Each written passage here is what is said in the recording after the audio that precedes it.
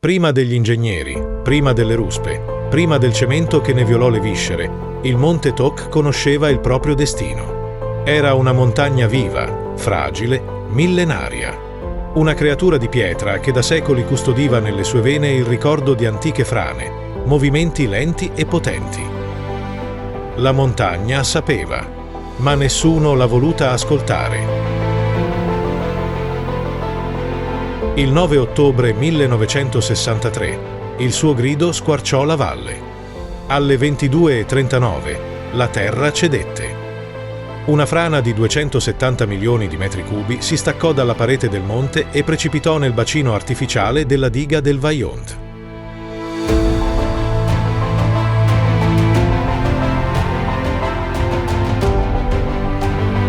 In pochi secondi si generò un'onda gigantesca che superò la diga come fosse una pietra nel torrente e si abbatté sulla valle sottostante.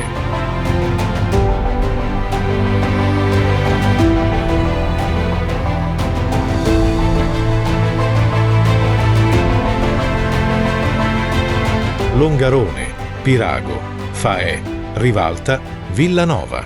Paesi interi vennero cancellati. Più di 1900 persone morirono in pochi minuti.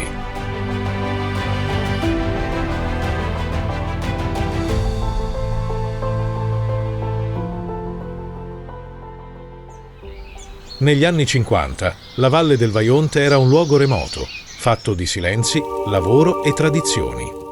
I paesi di Erto e Casso vivevano in armonia con le montagne. I loro abitanti conducevano una vita dura, ma piena di dignità. La terra era avara, ma la comunità era forte.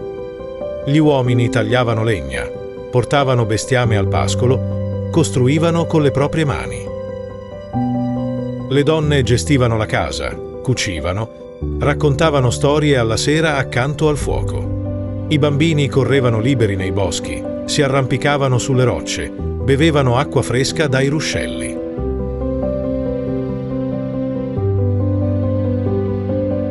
In quelle terre dure ma sincere, le stagioni dettavano il ritmo della vita. L'inverno era lungo e gelido, l'estate breve ma rigogliosa. Le feste patronali erano momenti attesi, i matrimoni coinvolgevano tutto il paese, le processioni religiose univano fede e comunità. Era una civiltà di montagna, orgogliosa, resistente.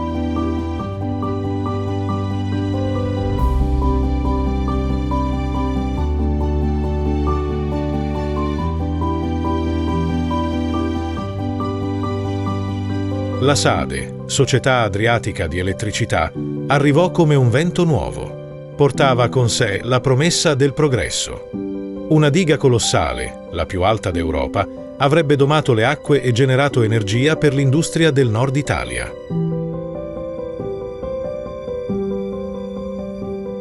L'ingegner Carlo Semenza fu il padre del progetto.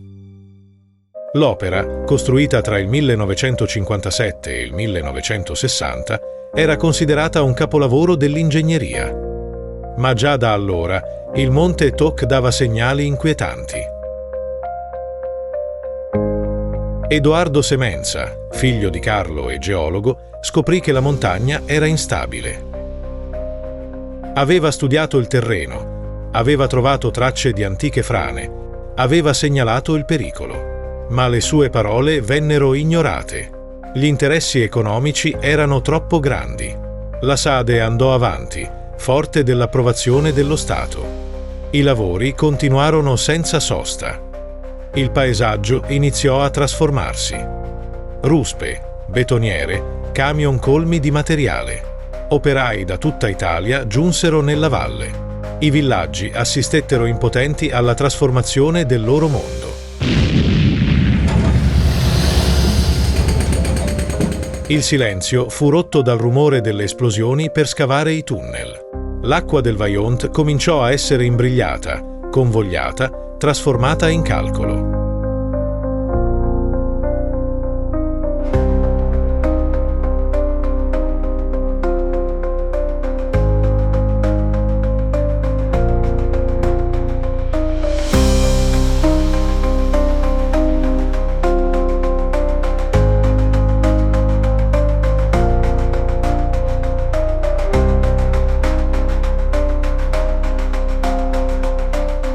Dal 1960 iniziarono gli allarmi. Le case di Erto si spaccavano. La gente aveva paura. Il terreno tremava. Alcuni operai si rifiutarono di lavorare. I tecnici misuravano movimenti lenti, ma costanti. La frana era già cominciata. Ogni volta che si alzava il livello dell'acqua nel lago artificiale, la montagna reagiva. Eppure nessuno fermò il progetto. Nessuno evacuò i paesi. Il 4 novembre 1960, una prima frana scivolò nel bacino. Un segnale enorme, ma la risposta fu un silenzio carico di presunzione. Gli ingegneri credevano di avere tutto sotto controllo.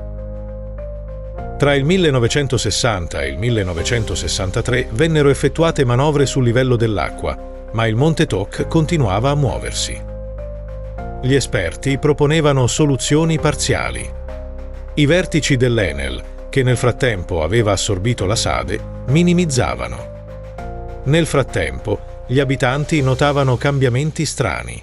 Crepe nei muri, alberi che si inclinavano, pozzi che si prosciugavano. La montagna mandava segnali, ma nessuno ascoltava. Ogni giorno che passava, il terreno sotto i loro piedi diventava più fragile e in paese aumentava la sensazione che qualcosa stesse per accadere.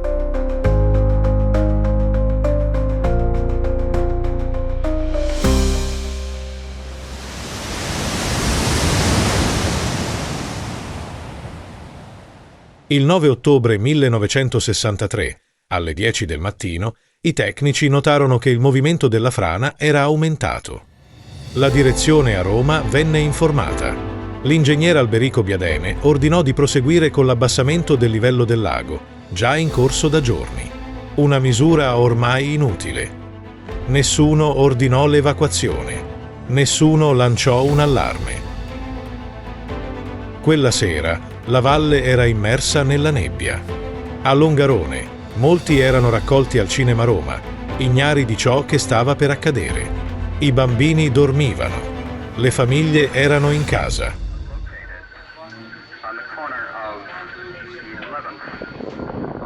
Alle 22:39 la montagna crollò.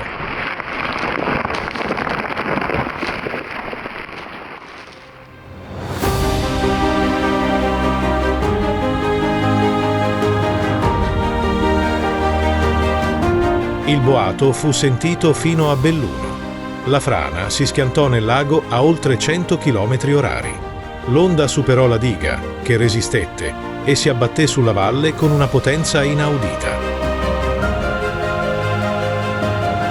Longarone venne rasa al suolo in pochi secondi. Le luci si spensero. Le famiglie furono inghiottite dal buio. In pochi secondi, una parete di fango e detriti travolse ogni cosa. Non ci fu tempo per gridare, per fuggire, per cercare riparo. Il rumore dell'acqua coprì ogni voce. L'oscurità divorò la valle. Le campane delle chiese tacquero per sempre. I treni sui binari vennero rovesciati come giocattoli. Le strade sparirono sotto metri di detriti.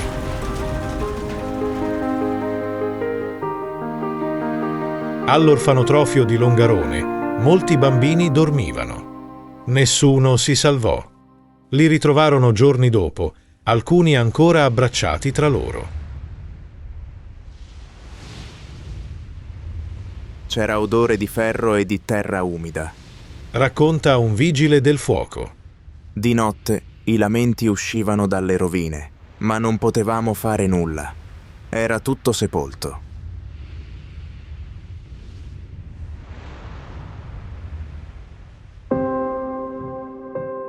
Le prime squadre di soccorso arrivarono nelle ore successive, ma la devastazione era tale che sembrava un teatro di guerra.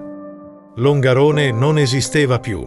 Solo mucchi di macerie, pezzi di case, vestiti impigliati ai rami, carcasse di automobili contorte. Una madre trovò la bambola di sua figlia. Era l'unica cosa rimasta. I medici montarono tende da campo. I superstiti erano pochi, scioccati, incapaci di parlare. Molti si aggiravano in cerca dei propri cari, senza sapere dove scavare. Alcuni rifiutarono cibo e acqua. Volevano solo restare lì, accanto alle rovine delle loro case. Le fosse comuni si riempirono in fretta. Tanti corpi rimasero irriconoscibili. I parenti firmavano moduli in cambio di una tomba senza nome. Le autorità chiedevano discrezione, silenzio, ordine.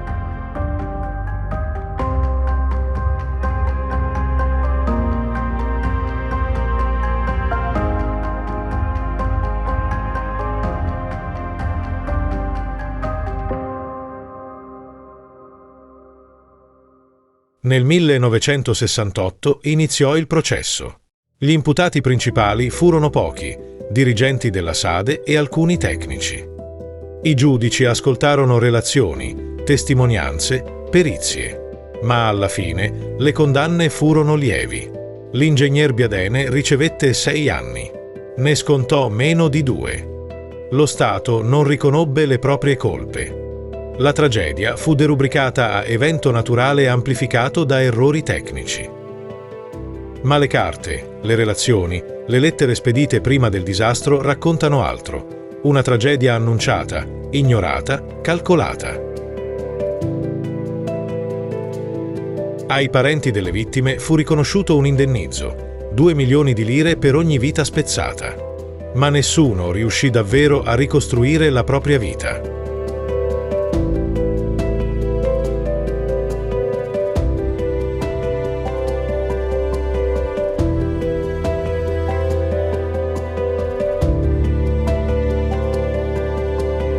Negli anni, la memoria del Vajont si è trasformata, non solo in commemorazione, ma in simbolo.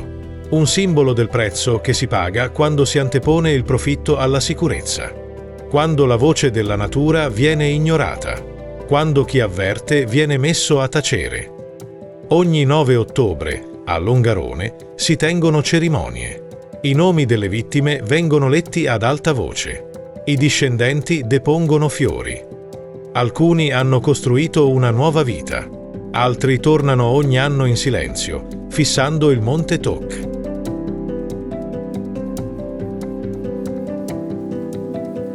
Un museo è stato costruito.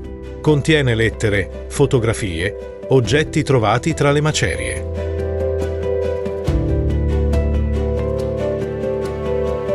La diga è ancora lì, imponente, intatta. Un gigante di cemento che domina la gola. Ma non è più simbolo di progresso. È diventata un monumento al fallimento umano, alla presunzione, all'arroganza tecnica. La sua solidità fu inutile. Ciò che uccise fu l'acqua che scavalcò, l'onda che la rese irrilevante. Turisti e studenti la visitano ogni anno. Alcuni restano in silenzio per minuti. Altri scattano foto, leggono i nomi. Ma pochi comprendono davvero il dolore che lì si è consumato. Serve raccontare, serve ricordare.